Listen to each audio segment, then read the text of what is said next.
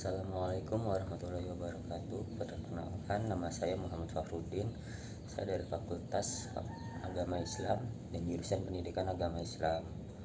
Di sini saya akan menayangkan presentasi SKI Sejarah Kebudayaan Islam yang bertujuan untuk penilaian tugas ujian tengah semester. Baik, di sini saya akan mempresentasikan hasil rangkuman saya yang bertema perkembangan kebudayaan pada masa Bani Abbasiyah. Jadi, Bani Abbasiyah lahir tahun 750 Masehi. Nama Abbasiyah yang dipakai untuk nama Bani ini adalah diambil dari nama bapak pendiri Abbasiyah, yaitu Abbas bin Abdul Muthalib, paman Nabi Muhammad SAW. Proses berdirinya Abbasiyah dimulai dari kemenangan Abu Abbas As-Saffah dalam sebuah perang terbuka atau Al-Zab melawan Khalifah Bani Umayyah yang terakhir, yaitu Marwan bin Muhammad. Bani Abbasiyah eksis selama 505 tahun dan diperintah oleh 37 khalifah dengan mampu menciptakan peradaban yang menjadi kiblat dunia pada saat itu. Peradaban yang dikenang sepanjang masa. Abu Abbas As-Saffah sebagai pendiri Bani Abbasiyah memiliki masa kepemimpinan yang sangat singkat. Hanya 4 tahun beliau memerintah. Berikut saya mencantumkan nama-nama khalifah pada masa Bani Abbasiyah. Yang pertama ada Abul Abbas As-Saffah, yang kedua ada Abu Ja'far Al-Mansur, yang ketiga ada Muhammad Al-Hadi, yang keempat ada Musa Al-Hadi, yang kelima ada Harun Al-Rasyid, yang keenam ada Muhammad Al-Amin, yang ketujuh ada Abdullah Al-Ma'mun, yang ke-8 ada Abu Ishaq Al-Mu'tasim, yang ke-9 ada Harun Al-Watsik, yang ke-10 ada Ja'far Al-Mutawakkil. Selama beberapa dekade pasca berdirinya pada tahun 132 Hijriah atau 750 Masehi, Abu Ja'far bin Abdullah bin Muhammad Al-Mansur menjadi titik yang cukup krusial dalam proses stabilisasi kekuasaan ini ketika ia mengambil 2 langkah besar dalam sejarah kepemimpinannya. Pertama, menyingkirkan para musuh maupun bakal calon musuh, serta menumpas sejumlah perlawanan lokal di beberapa wilayah kedaulatan Abbasiyah. Yang kedua, meninggalkan Al-Anbar dan membangun Baghdad sebagai ibu kota baru, yang beberapa saat kemudian menjadi fokus aktivitas ekonomi, budaya, dan keilmuan dunia muslim saat itu. Al-Mansur juga sebagai khalifah pertama yang melopori gerakan penerjemahan sejumlah buku-buku kuno warisan peradaban pra-Islam. Demikian dengan gerakan pembukuan atau tansif dan kodifikasi atau yang disebut juga tadwin, ilmu tafsir, hadis, fikih, sastra, serta sejarah mengalami perkembangan yang cukup signifikan di era Al-Mansur. Ada beberapa faktor kemajuan peradaban dinasti Bani Abbasiyah.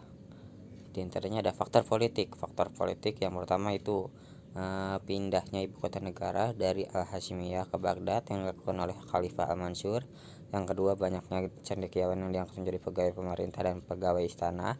Yang ketiga, diakuinya Mu'tazilah sebagai mazhab resmi negara pada masa Al-Ma'mun pada tahun 827 Masehi. Selanjutnya ada faktor sosiografi. Yang pertama yaitu meningkatnya kemakmuran umat Islam. Yang kedua, luasnya wilayah kekuasaan Islam menyebabkan banyak orang Romawi dan Persia masuk Islam dan kemudian menjadi Muslim yang taat. Yang ketiga, terjadinya asimilasi antara bangsa Arab dengan bangsa-bangsa lain yang lebih dahulu mengalami perkembangan dalam bidang ilmu pengetahuan. Yang terakhir yaitu adanya gerakan penerjemahan buku filsafat dan ilmu dari peradaban Yunani dalam bait Al-Hikmah sehingga menjelma sebagai pusat kegiatan intelektual. Kemajuan Islam zaman Abbasiyah ini banyak dirintis oleh Khalifah Ma'mun pada tahun 813 sampai 833 Hijriah dengan mendirikan pusat kerajaan ilmu pengetahuan dan teknologi dengan nama Darul Hikmah. Darul Hikmah ini di samping pusat kerajinan juga sebagai pusat perpustakaan dan kantor penerjemahan ilmu-ilmu non-Arab ke dalam bahasa Arab seperti filsafat Yunani dan ilmu-ilmu Barat. Sedangkan dalam penerjemahan dipimpin oleh seorang ilmuwan yang bernama Hunain bin Ishaq. Di bawah pimpinan Hunain bin Ishaq inilah banyak dihasilkan buku-buku penting yang sudah diterjemahkan ke dalam bahasa Arab yang meliputi ilmu kimia, matematika, filsafat Yunani, astronomi, dan lain-lain.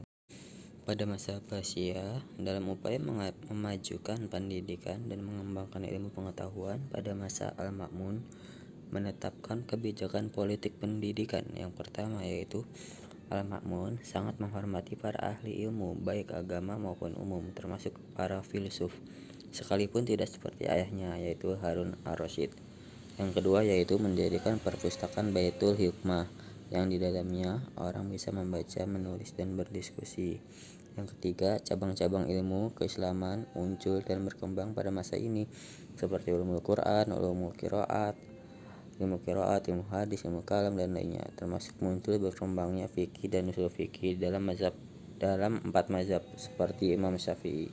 Yang kelima, ilmu pengetahuan umum juga berkembang seperti filsafat, matematika, ilmu alam, metafisika, geometri, aljabar, aritmatika, astronomi, kedokteran, kimia, dan musik.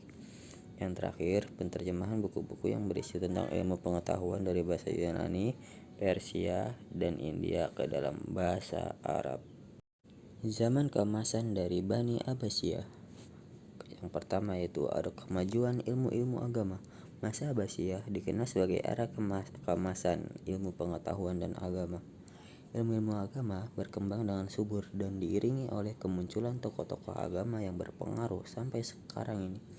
Yang pertama yaitu ada ilmu tafsir, ilmu hadis, ilmu kalam, ilmu fikih, ilmu tasawuf. Dan yang kedua yaitu ada kemajuan filsafat dan sains. Yang pertama, filsafat dan perkembangannya zaman Abbasiyah. Secara umum, dalam bidang filsafat, orang-orang Islam masih banyak mengambil dari filsafat Yunani seperti filsafat Grek dan Kopti.